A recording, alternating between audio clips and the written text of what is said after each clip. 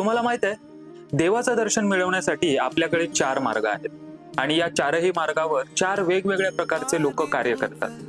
पहिला आहे भक्ती मार्ग, ज्याच्यामध्ये पूर्ण श्रद्धेने जेव्हा आपण भक्ती करतो तेव्हा आपण देवाचं दर्शन मिळवू शकतो. दुसरा आहे कर्म मार्ग, ज्याच्यामध्ये निस्वार्थ कर्म करून फळाची अपेक्षा न ठेवता देवाचं दर्शन मिळवू शकतो. तिसरा आहे ज्ञान मार्ग, ज्याच्यामध्ये पूर्ण जेव्हा ज्ञान आपण घेतो, हे ब्रह्मांड काय आहे जेव्हा समजतो, तेव्हा आपण देवाचं दर्शन मिळवू शकतो. आणि चौथा आहे क्रिया मार्ग, ज्याच्यामध्ये आपण आपल्या ऊर्जेवर, आपल्या शरीरावर, मनावर ध्यानाने, योगाने काम करतो, तेव्हा आपण देवाचं दर्शन मिळवू शकतो.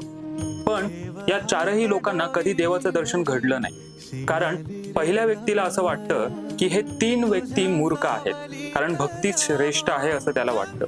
दुसऱ्याला वाटतं की कर्माने काम करणंच म्हणजे श्रेष्ठ आहे. तिसऱ्याला असं वाटतं की ज्ञान मार्गच हा सगळ्यात श्रेष्ठ मार्ग आहे. आणि चौथ्याला वाटतं की क्रिया मार्गच हा श्रेष्ठ आहे.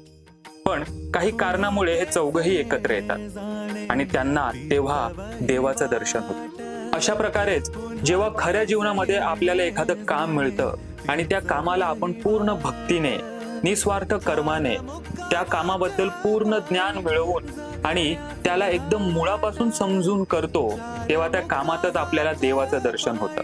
म्हणून भक्ती करा, निस्वार्थ कर्म करा, ज्ञान मिळवा आणि ध्यान, योगा, साधना करा.